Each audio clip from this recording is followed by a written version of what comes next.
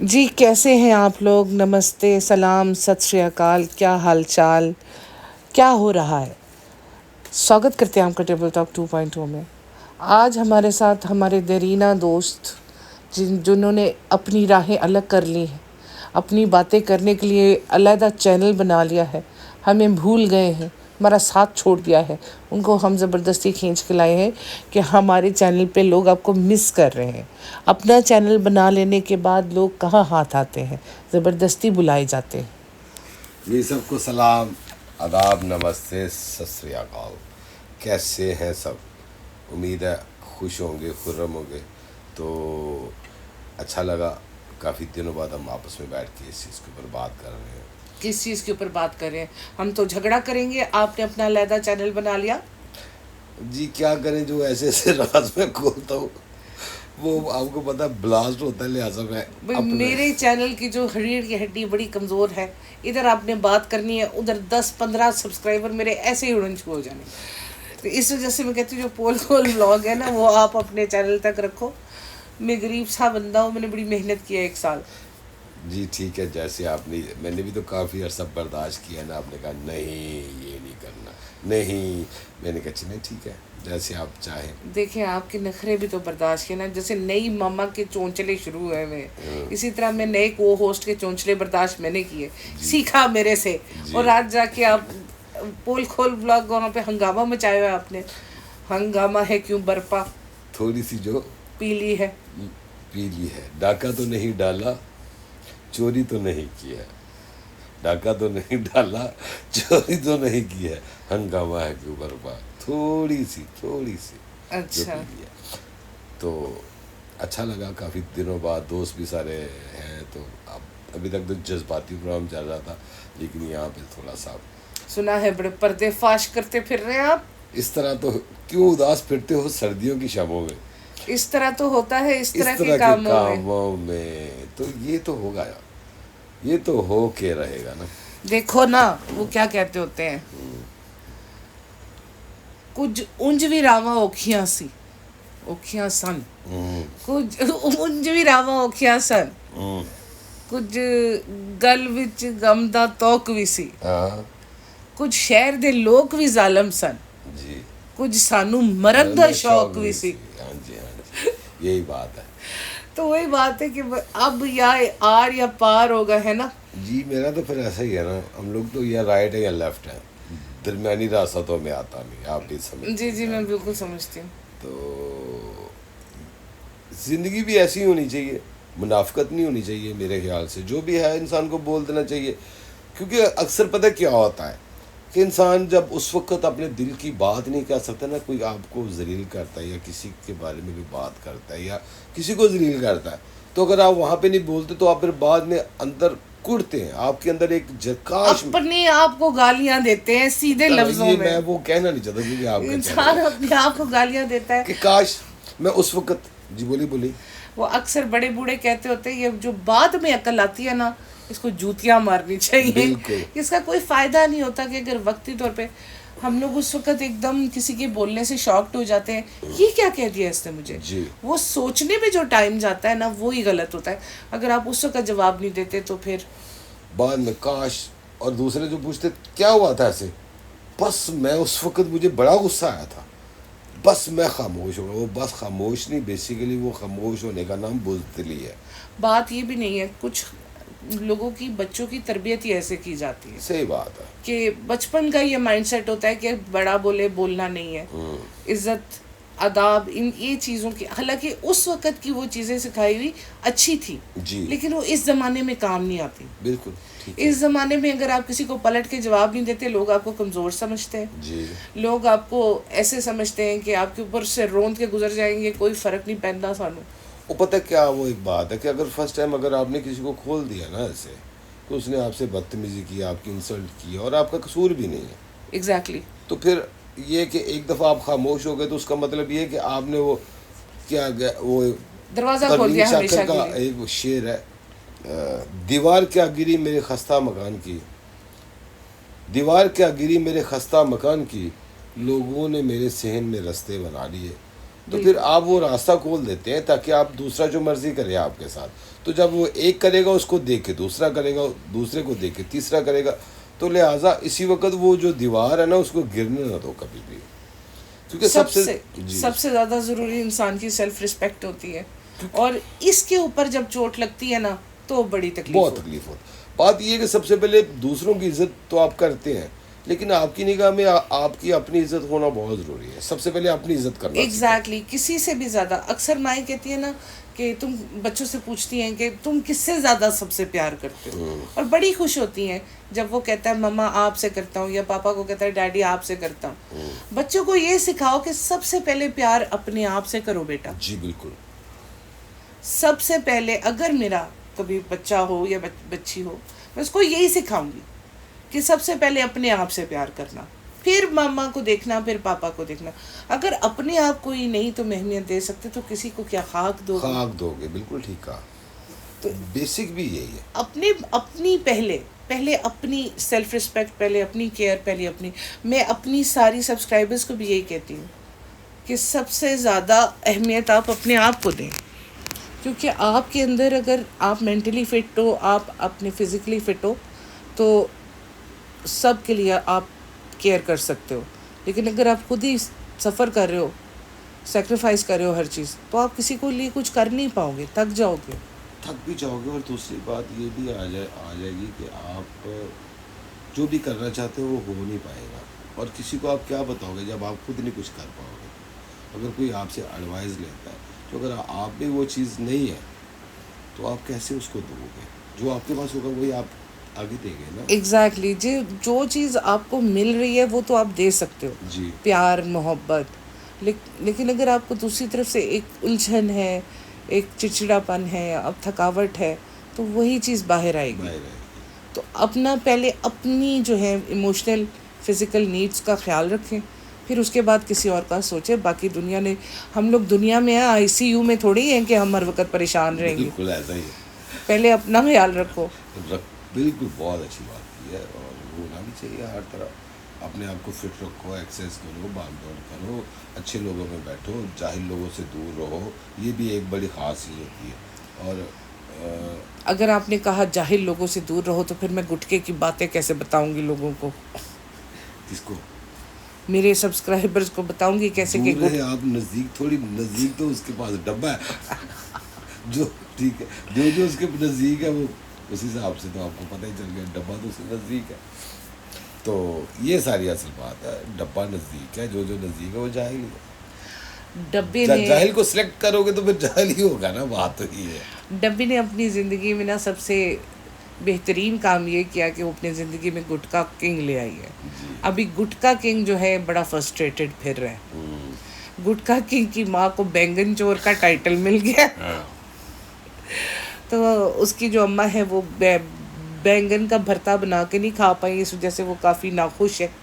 और गुटखा भी इतना खुश नहीं आजकल जितना वो पहले खुश होता है। भाई वो महारानी थी, ठीक है, उसने कहा कि हम हर चीज़ हमारी है, ठीक है जी, हम जो चाहे, क्योंकि हमने अपना बेटा बेच दिया, उसकी इवज में बैंगन तो मिलने चाहिए ना कम से कम। वैसे ये इसी काबिल था कि इसको बेच के बैंगन ही ले सकते। उसने बैंगन लिया ना, उसने बेटा भी बेच दिया और हमें बैंगन भी नहीं दिए। यार ये तो क्या खुला तजाद नहीं मतलब इस गुटके किंग की वैल्यू बैंगनों जितनी थी।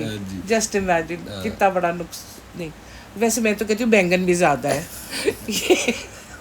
नहीं यार, इतना तो है, धनिया की पत्ती के एवज भी बिक सकता था ये। नहीं, वो भी इतने बैंगन भी इतने महंगे नहीं होते यार, ठीक है, कम से कम इतनी तो इज्जत उसे दे दो, क्योंकि डब्बा ने सिलेक्ट किया उसे, डब्बा ने सिलेक्ट किया। देखो वो उससे मोहब्बत करती है, उससे अपने मोहब्बत का तो मेरे सामने नाम ना ले। अगर मोहब्बत इतनी पागल, इतनी बेवकूफ़, इतनी सेंसलेस होती है, खुदा ना करे दुनिया में किसी को मोहब्बत ना हो। अब बंदा देख के मोहब्बत की जाती है कि जो सामने है उसे मोहब्बत हो जाए। तो और क्या, वो देखा नहीं आपने मूवीज में नहीं देखा, वो बस पे जा रही होती है लड़की, वो रोड पे जा रहा होता है लड़का, अखियां मिलती हैं और मोहब्बत हो जाती है, और वो फिर उसके पीछे पीछे पीछे पीछे ना ऐसे कर। मैंने एक बार ऐसी मेरे साथ आपको भी ऐसी मोहब्बत हो चुकी? मोहब्बत नहीं हुई थी, एक छोटी सी चीज़ थी कि यार ये कैसी होगी आगे से, देखना अच्छा चाहता अच्छा, आपको क्यूरियोसिटी थी, मोहब्बत नहीं क्यूरियोसिटी थी? थी, मोहब्बत नहीं। अच्छा अच्छा, ये उसी मोहब्बत का असर है कि आप आज तक वेले फिर रहे हैं? नहीं ऐसा नहीं है। हम्म। वो क्या कहते हैं कि अक्सर ऐसे लोगों की शादी नहीं होती जो बहुत हर चीज़ सोच के चलते हैं आप कहना चाह रहे हैं आप बहुत सोच के चलते हैं? कि यार क्या ज़िंदगी गुजर सकती है या दूसरे दिन ही हम लोग एक दूसरे से जुदा हो जाएंगे।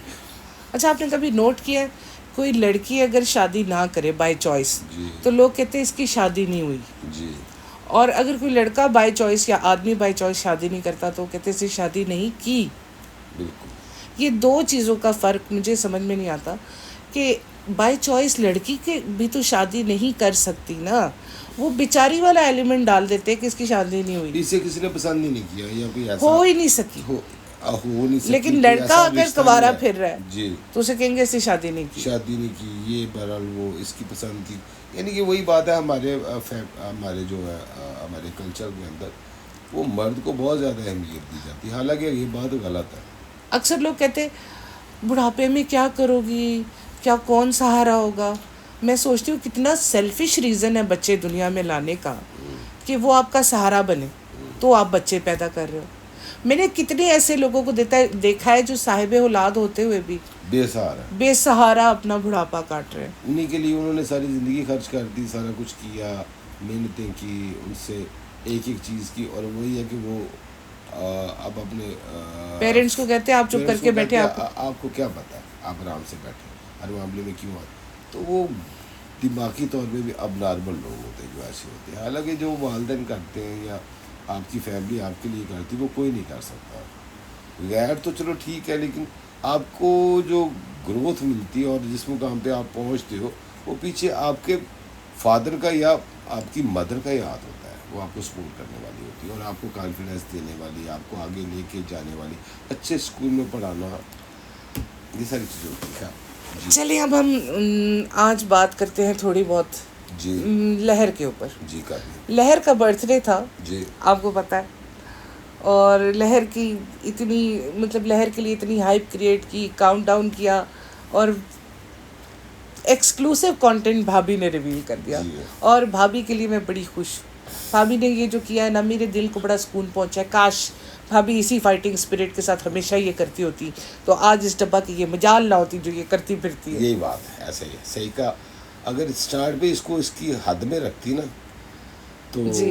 ये आगे यहाँ तक ना आती, आज इनके गिरेबान तक ना आती। मेरे मौला ने कहा है कि इज्जत भी अगले इंसान का ज़र्फ देख के देख दो। कर दो, बिल्कुल। अगर उसका ज़र्फ छोटा है और आप इज्जत ज़्यादा दे दोगे तो वो बैकफायर कर हो जाएगा। जी। वो आपके ऊपर ही आके उसका मतलब क्या कहते हैं यहाँ पे, वो आपको ही नुकसान होगा उसका। हाँ जी। लेकिन जितना उसका ज़र्फ है अगर आप उतनी इज्जत दोगे तो वो सही रहेगा।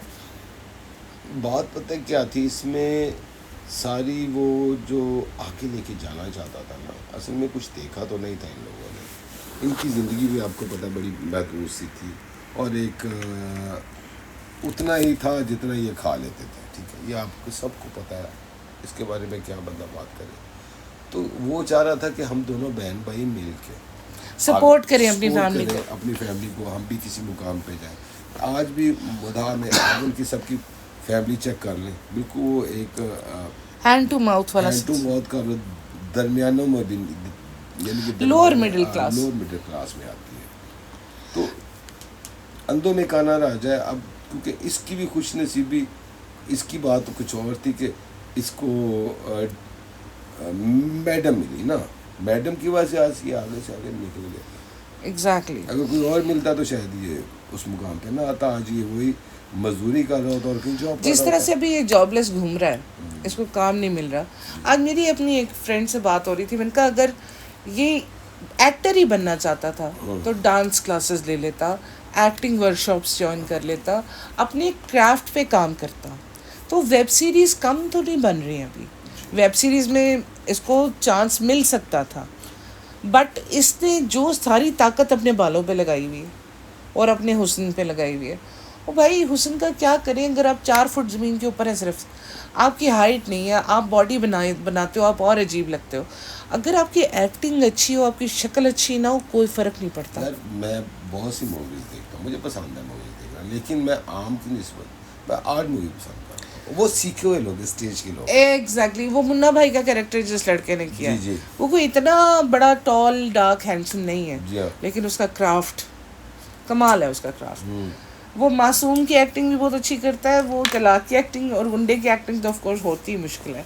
अली फजल जैसे लोग हैं, क्या क्या विनोद बात। वाजपेयी को आप देखो, उसकी मुझे उसकी एक्टिंग अच्छी लगती है। किस वजह से अच्छी लगती है कि ये सारे आर्ट के लोग हैं यार। ये वो इन्होंने अपनी स्टेज, जिंदगी के मेजर साल सीखने में लगाए हैं। यही बात। और सीखा हुआ कोई भी काम हो, आप उसमें मार नहीं तो खाते। जनाब ने तो तुक्का मारा, वो तो एक हो गई तो हो गई हो एक्टिंग, हाँ। नहीं तो नहीं नहीं होगी तो शादी कर लेंगे और क्या। एग्जैक्टली। तो वो भी ऐसी। तो हम वापस आते हैं उसकी तरफ। व्लॉग का स्टार्ट हुआ, मैडम थोड़ी बौखलाई सी है, पहले बच्चे को लेके गई हैं प्ले एरिया में। अच्छा वहाँ पे उसके साथ खेल रही है, पहले तो उसके ऊपर वो जो सैंड है वो फेंकती रही है। एंड में जब कुछ नहीं बचा तो वो बकेट ही उठा के उसके सर पे दे मारी है यार।